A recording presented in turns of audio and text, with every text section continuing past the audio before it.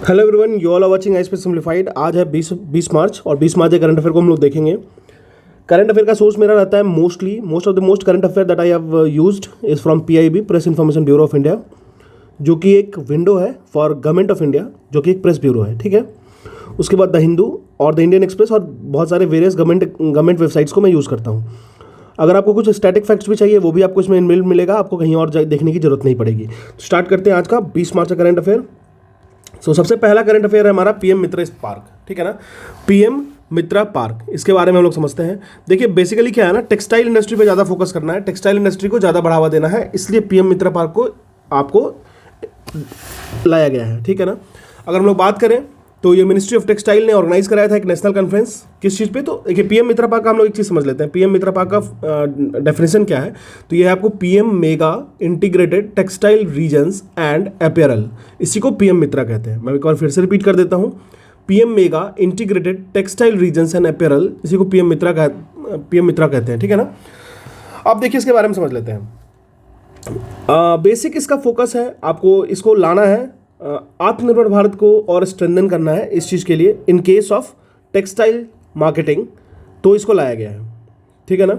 जैसे ग्लोबली अगर देखा जाए तो इंडिया में टेक्सटाइल का बहुत ज़्यादा एक्सपेंशन नहीं है, ग्लोबली इंडिया बहुत अच्छा स्टैंड नहीं करता है एज ऑफ नाउ। तो इसको और स्ट्रेंथ करने के लिए, इसको और अच्छा करने के लिए, एक टेक्सटाइल जाइंट की तरह सामने लाने के लिए इन ग्लोबल मार्केट, इसको डिक्लेयर किया गया है। तो अभी 7 पीएम मित्रा पार्क को डिक्लेयर किया गया है रिसेंट में। अब वो कौन कौन सा है एक बार मैं उसके नाम बता देता हूँ आपको।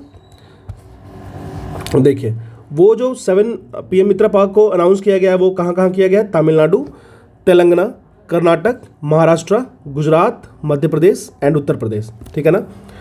तो ये यहाँ पे पीएम मित्रा पार्क का एक बार अनाउंसमेंट हुआ है। अब हम लोग कुछ और समझ लेते हैं बेसिक्स। देखिए और अगर बेसिक इसके बारे में कुछ जानने से पहले हम लोग समझ लेते हैं कि अभी इंडिया के टेक्सटाइल मार्केट का, टेक्सटाइल सेक्टर का बेसिक स्टेटस क्या है, इसको हम लोग समझ लेते हैं। देखिए अभी इंडिया का टेक्सटाइल मार्केट जो है ना वो 2.3% दे रहा है जीडीपी में। कंप्लीट जीडीपी में जीडीपी का शेयर 2.3% है टेक्सटाइल मार्केट का। ठीक है ना। 7% इसका इंडस्ट्रियल आउटपुट है और 12% जो है एक्सपोर्ट अर्निंग है इंडिया के इंपोर्ट कंप्लीट का। ठीक है ना। और अगर बात करें हम तो 21% ये टोटल एम्प्लॉयमेंट देता है इंडिया के मार्केट में। ठीक है ना। और अगर हम लोग बात करें तो इंडिया जो है वो 6वां सबसे लार्जेस्ट टेक्निकल टेक्सटाइल मैन्युफैक्चरर है, प्रोड्यूसर है, और साथ में ही 6% ग्लोबल शेयर है इसका, जो कि लार्जेस्ट प्रोड्यूसर है जिसमें कॉटन एंड जूट में पूरे वर्ल्ड में। ठीक है ना। लार्जेस्ट प्रोड्यूसर है कॉटन एंड जूट में पूरे वर्ल्ड में। क्लियर है। अब देखिए हम लोग बात कर लेते थोड़ा सा और। अब देखिए ये एक टर्म मैंने बोला आपको, टेक्निकल टेक्सटाइल्स, इसका मतलब क्या होता है? तो बेसिकली ये एक तरीके का फंक्शनल फैब्रिक्स होता है जो कि बहुत सारे एप्लीकेशंस में हम लोग यूज़ करते हैं। जैसे ऑटोमोबाइल इंडस्ट्री में कोई अगर वर्कर काम कर रहा है तो वो पहन रहा है, सिविल इंजीनियरिंग के लिए अलग होता है, कंस्ट्रक्शन के लिए अलग होता है, एग्रीकल्चर के लिए अलग होता है, हेल्थ केयर के लिए अलग होता है, इंडस्ट्रियल सेफ्टी के लिए अलग होता है, पर्सनल प्रोटेक्शन के लिए अलग होता है। तो डिफरेंट जो बनते हैं ना, जैसे एक होता है, एक जैसे मान लीजिए फायरमैन है एक, ठीक है ना, तो वो जा रहा है फायर को वो कम करने के लिए, कहीं भी आग लग रखी है तो उसके लिए वो अलग से ड्रेस पहन के जाएगा, तो उसको कहेंगे हम लोग टेक्निकल टेक्सटाइल्स। ठीक है ना। तो इसमें भी अच्छा काम कर रहा है इंडिया। ठीक है। अब हम लोग बात कर लेते हैं 7 मेगा जो इंटीग्रेटेड टेक्सटाइल रीजन को डेवलप करने की बात की गई है, मैंने आपको बताया। और ऐसे रीजन में किया जाएगा जहाँ पे ग्रीनफील्ड और ब्राउनफील्ड साइट्स हैं डिफरेंट स्टेट्स में। स्टेट्स मैंने आपको ऑलरेडी बता रखा है। अब देखिए पीएम मोदी का एक मॉडल है 5F विजन। 5F विजन क्या है ये मैं आपको बताता हूँ। 5F स्टैंड्स फॉर, अगर देखा जाए तो क्या क्या है तो देखते हैं। पहला है आपको फार्म टू फाइबर, दूसरा है फाइबर टू फैक्ट्री। पहले फार्म से फाइबर तक ले जाना है, फाइबर बनाना है, फिर फाइबर को फैक्ट्री तक ले जाना है, फिर फैक्ट्री से फैशन की तरफ ले जाना है, फैक्ट्री टू फैशन, फिर फैशन टू फॉरेन ले जाना है। ये मोदी जी का 5F प्लान है। ठीक है ना। समझ रहे हैं कितना टेक्निकलिटी है वर्ड्स में। ठीक है। अब देखिए और साथ में ही इस 5F के साथ साथ आपको एक चीज़ का याद रखना है, ये जो इंटीग्रेटेड विजन है ना वो हेल्प करेगा further growth of the textile sector, जो हमारी इकोनॉमी को ज़्यादा बूस्ट करेगा। ठीक है ना। टेक्सटाइल सेक्टर जो है उसमें काफ़ी ज़्यादा रूम है, अभी भी स्पेसेस हैं जहाँ पे आप अपने इकोनॉमी को ग्रोथ कर सकते हो थ्रू द टेक्सटाइल पार्क्स। ठीक है।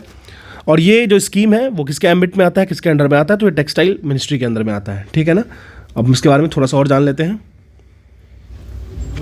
चलिए सबसे पहले चीज जानते हैं हम लोग कि 7 मित्रा पार्क जो उन्होंने अनाउंस किया, तमिलनाडु, तेलंगाना, कर्नाटक, महाराष्ट्र, गुजरात, मध्य प्रदेश एंड उत्तर प्रदेश। आप याद रख सकते हो तो याद रख लेना, काफी एग्जाम में पूछ सकता है, ठीक है। अब हम लोग देखते हैं एक चीज और। सबसे पहले पीएम मित्रा स्कीम जो था वो अनाउंस किया गया था अक्टूबर 2021 को, और यहाँ पे जो और पार्क्स को एक्सपेक्ट किया गया था कब तक पूरा कंप्लीट सेटअप हो जाएगा, 2026 से लेकर 2027 तक में। टोटल आउटले रखा गया था 4,445 करोड़ का, एंड इनिशियल एलोकेशन 2023-24 बजट में सिर्फ 200 करोड़ का रखा गया था, ठीक है ना। लेकिन गवर्नमेंट एक्सपेक्ट करती है कि जो मित्रा पार्क्स बनेंगे वो काफ़ी अट्रैक्ट करेगा crores of investment to create lakhs of jobs. तो बिल्कुल, अगर आप हम लोग इंडस्ट्रियल सेक्टर में जाते हैं तो टेक्सटाइल का बहुत ज़्यादा शेयर है और टेक्सटाइल बहुत ज़्यादा पोटेंशियल भी रखता है।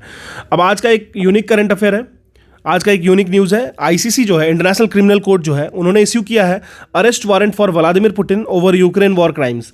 तो आईसीसी जो है, इंटरनेशनल क्राइम कोर्ट, उन्होंने इशू किया है एक वारंट, अरेस्ट वारंट, कि रशियन प्रेसिडेंट व्लादिमीर पुतिन को आपको अरेस्ट करना है। किस चीज़ के लिए? तो इन्होंने फोर्स ट्रांसफर ऑफ चिल्ड्रन किया है Russia after the Kremlin's invasion of Ukraine. तो याद रखिएगा, जो इन्वेजन इन्होंने किया था क्रेमलिन्स यूक्रेन में जो है, वहाँ पे इन्होंने उसके बाद फोर्स ट्रांसफ़र किया है बच्चों का।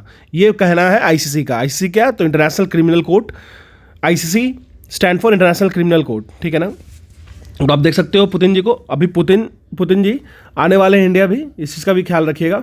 अब देखिए, तो इन्होंने अरेस्ट वारंट तो किया ही है, रीज़न भी मैंने आपको बता दिया कि इनका कहना है कि ये फोर्स ट्रांसफ़र किए हैं चिल्ड्रंस का, जब वो अटैक किए थे क्रेमलिन्स इन्वेजन यूक्रेन के, ठीक है ना। और साथ साथ में यूक्रेनियंस ने भी एक्यूज़ किया है Russia for attempting genocide against them and seeking to destroy their identity partly through deporting children to Russia. मतलब क्या कह रहा है कि यूक्रेन से चिल्ड्रंस को उठा के रशिया भेजा जा रहा है ताकि उनकी आइडेंटिटी को रोका जाए, और वो रशियन आइडेंटिटी उनको देने की कोशिश किया जा रहा है, ठीक है ना। तो ये था उन पे ब्लेम। अब हम लोग समझते हैं basic ICJ, international court of justice, and ICC के बीच का डिफरेंस क्या है, ठीक है ना। आईसीसी एंड आईसीजे के बीच का डिफरेंस क्या है बेसिक। तो देखिए, आईसीजे जिसको हम लोग law court international led justice भी कहते हैं, ठीक है, सीजेआई, और आईसीसी को हम लोग क्या कहते हैं, लॉ कोर्ट पिनाले इंटरनेशनल सीपीआई, ठीक है ना। दोनों, अब देखिए हम लोग बात करते हैं आईसीजे की, तो इसकी ईयर ऑफ एस्टेब्लिशमेंट क्या थी, 1946, और आईसीसी की 2002, ठीक है। इसके साथ यूएन का रिलेशनशिप देखते हैं, तो ऑफिशियल कोर्ट ऑफ यूएन है ये ICJ, commonly refer to the world court, पूरे वर्ल्ड की कोर्ट भी कहा जाता है आईसीजे को। बट आईसीसी के बारे में जान लेते हैं, ये एक इंडिपेंडेंट बॉडी है, may be receive case referral from UN security council. कुछ केसेस होते हैं जो रेफर किया आता है इनको यूएनएससी से, लेकिन ये एक इंडिपेंडेंट बॉडी है, ठीक है ना। अगर हम लोग इसकी लोकेशन की बात कर ले आईसीजे की, तो हॉग है नीदरलैंड में, और इसका भी आईसीसी का भी, इंटरनेशनल क्रिमिनल कोर्ट का भी हेडक्वार्टर जो है वो हॉग में ही है, नीदरलैंड में। अब ये किस तरीके के केसेस देखती है, तो आईसीजे जो है वो देखती है आपको contentious between parties and advisory opinions के बीच में केसेस देखती है। बट अगर हम लोग आईसीसी की बात कर ले तो ये क्रिमिनल प्रोसिक्यूशन ऑफ इंडिविजुअल्स देखती है, जैसे व्लादिमीर पुतिन का केस हो गया, ठीक है। सब्जेक्ट मैटर देख लेते हैं, तो sovereignty, boundary and maritime disputes, trade, natural resources, human rights, treaty violations, treaty interpretation and more. तो याद रखिएगा, जिस तरीके से अगर मान लीजिए पीओके को छीना गया, पीओके पे कुछ गलत चल रहा है, तो हम लोग आईसीजे विजिट कर जा सकते हैं, आईसीजे का गेट ठकठका सकते हैं, ठीक है ना। अगर हम लोग आईसीसी की बात कर ले, तो जैसे जेनोसाइड, जैसे रवांडन जेनोसाइड हुआ था, वहाँ पे हम लोग आईसीसी पे जा सकते थे। Crimes against humanity, war crimes, crimes against aggression, Syrian war. लेकिन एक चीज़ यही है ना, यही तो दिक्कत है ना, कि अगर मान लीजिए कोई अमेरिकन कॉन्टेक्स्ट में होता है तो उस पर इस तरह का कोई रूल नहीं लागू होता है। जैसे मान लीजिए इराक में बहुत सारे ऐसे आपको नेवी सील्स हैं, बहुत आर्मी सील्स थे, अमेरिकन आर्मीज थे जिन्होंने इस चीज़ को एक्सेप्ट किया था कि बहुत सारे बायोलॉजिकल वेपन्स यूज़ किए गए हैं मिलियंस ऑफ चिल्ड्रंस पे, वुमेंस पे और इनोसेंट सिविलियंस पे, लेकिन इसके बारे में कोई बात नहीं करता है, ठीक है। तो ये सब पार्शियल है, थोड़ा बायस्ड हैं ये लोग, नो डाउट इन दैट, लेकिन फिर भी हमें जानना है जो चीज़ें वो हमें जानना है, ठीक है ना। अगर हम लोग बात कर ले फंडिंग की, तो आईसीजे को फंड करता है, यूएन फंडेड है ये, लेकिन आईसीसी जो है इंटरनेशनल क्रिमिनल कोर्ट, वो assessed contribution from state parties to the Rome statute, voluntary contribution from the UN, voluntary contribution from the governments, international organizations, individual cooperation and other entities. तो इसको अगर आपका मन है, यूएन का मन है तो देता है, अगर गवर्नमेंट का मन है तो देता है, इंटरनेशनल ऑर्गेनाइजेशंस इसको फंड करते हैं। ये सारे मूड पे हैं, ठीक है ना, कोई बाइंडिंग नहीं है। तो this is all about ICC and ICJ. हम लोग आगे मूव करते हैं। देखिए, नया करंट अफेयर आज का, यूनियन होम मिनिस्ट्री ने अनाउंस किया है 10% रिजर्वेशन फॉर फॉर्मर अग्निपथ। याद होगा आपको स्कीम, जो आपको याद रहना भी चाहिए क्योंकि इसमें बहुत बड़ा कन्फ्लिक्ट आया था। देखिए, सबसे पहली बात हम लोग कुछ इसके बारे में जान लेते हैं बेसिक, उसके बाद आज के करंट अफेयर को देखेंगे। तो देखिए, राजनाथ सिंह ने कहा था, मिनिस्ट्री ऑफ डिफेंस वाले, इन्होंने कहा था कि अगर हमें अग्निपथ स्कीम के बारे में उन्होंने कहा था कि अगर हमें आर्म फोर्सेस को स्ट्रेंथ देना है ना तो अग्निपथ स्कीम को लाना पड़ेगा, ठीक है ना। इसमें था आपको 17.5 साल से लेके 21 साल के बच्चों को, बच्चा नहीं कह सकते हैं, मतलब 21 साल की उम्र के लोगों को लगभग 50,000 सोल्जर्स को पर ईयर रिक्रूटमेंट करने की बात हुई थी, जिसमें 6 महीने की ट्रेनिंग मिलेगी। कितने की? 6 मंथ की ट्रेनिंग मिलेगी, ठीक है ना। उसके बाद उनको 4 साल के लिए रिक्रूट किया जाएगा।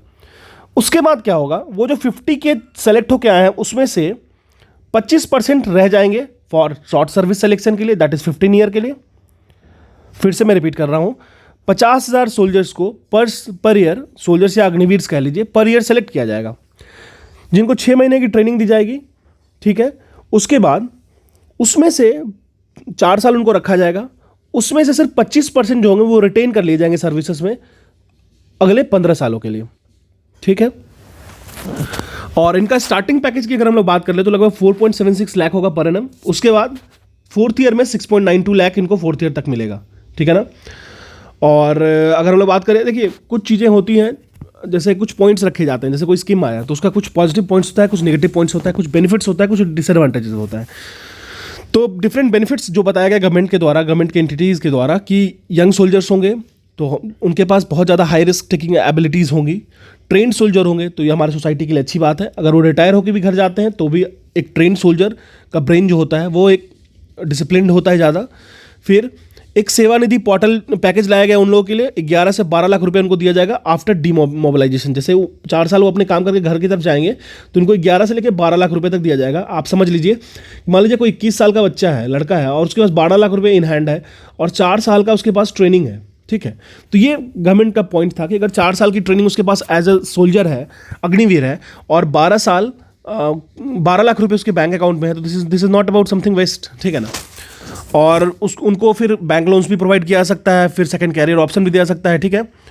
और अगर देखा जाए तो अग्निपथ स्कीम को ना लाया गया है बेसिकली जो सैलरी बर्डन है ना, सैलरी के कंपोनेंट बर्डन है गवर्नमेंट पे, रेवेन्यू एक्सपेंडिचर पे, जो कि पेंशन बिल के थ्रू बढ़ता है, उसको कम करने के लिए, ठीक है ना। और अब कुछ डिसएडवांटेज के बारे में बात कर लेते हैं। एक तो वह लैक ऑफ मोटिवेशन होगा। आप ही सोचिए, अगर आपको कोई 4 साल का जॉब देगा, आप करोगे क्या? नहीं करोगे। फिर ट्रेनिंग ढंग से नहीं मिल पाएगी, लोगों का मानना है कि ट्रेनिंग ढंग से नहीं मिल पाएगी। यार 4 साल में क्या ट्रेनिंग दोगे? अनएम्प्लॉयमेंट बढ़ाएगी, होम गार्ड अप्रोच हो जाएगा, फिर वही वाली बात है, रिटायर होकर आएंगे होम गार्ड लगेंगे, आप सोच लीजिए, ठीक है। और यहाँ बॉन्डिंग नहीं बन पाएगा 4 साल में, कहते हैं ना, बॉन्डिंग नहीं बन पाएगा आपस में, सोल्जर्स के आपस में, ठीक है ना। एंड एक तरह के से आप और समझ सकते हो कि मिलिट्राइजेशन हो जाएगा सोसाइटी में, ठीक है ना। तो ये था अग्निपथ स्कीम के बारे में थोड़ा मोड़ा बातें। अब हम लोग समझ लेते हैं कि अब 10% रिजर्वेशन की बात हुई है, जो अग्निवीर हैं उनको वैकेंसीज किसमें, तो CISF के वैकेंसीज में 10% रिजर्वेशन मिलेगा। ये होम मिनिस्ट्री ने अनाउंस किया है, ठीक है ना। CISF, BSF ये सब होम मिनिस्ट्री के अंदर आता है, क्लियर है ना। चलिए अब आगे मूव करते हैं।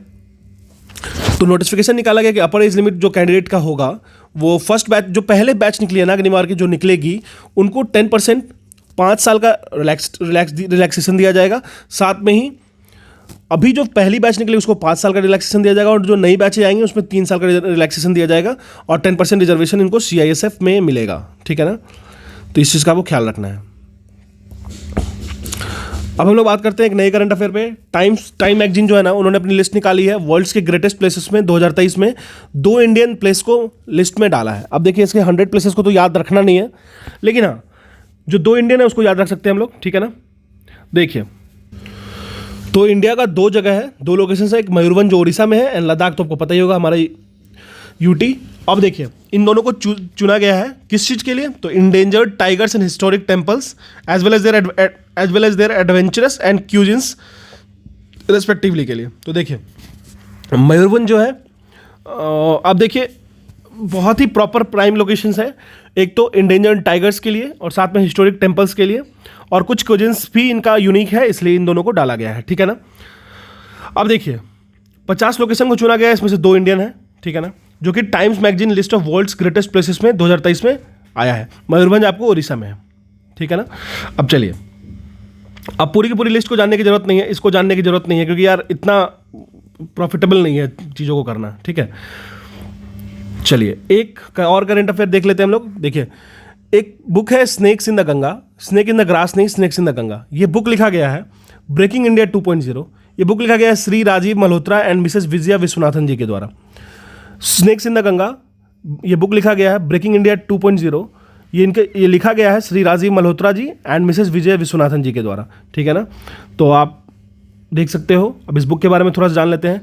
देखिए, इसको एक बहुत ही ज़्यादा अभी कम टाइम में बहुत ज़्यादा कंसिडरेबल रिकॉग्निशंस मिल गया इंडिया में।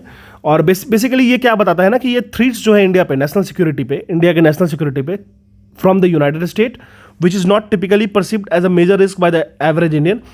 देखिए, यूएस का जो थ्रेट है ना, वो बेसिकली हम लोग समझते हैं कि नहीं कोई थ्रेट नहीं है, लेकिन उनकी जो डिप्लोमेसी है ना वो कंप्लीट थ्रेट होती है, ठीक है।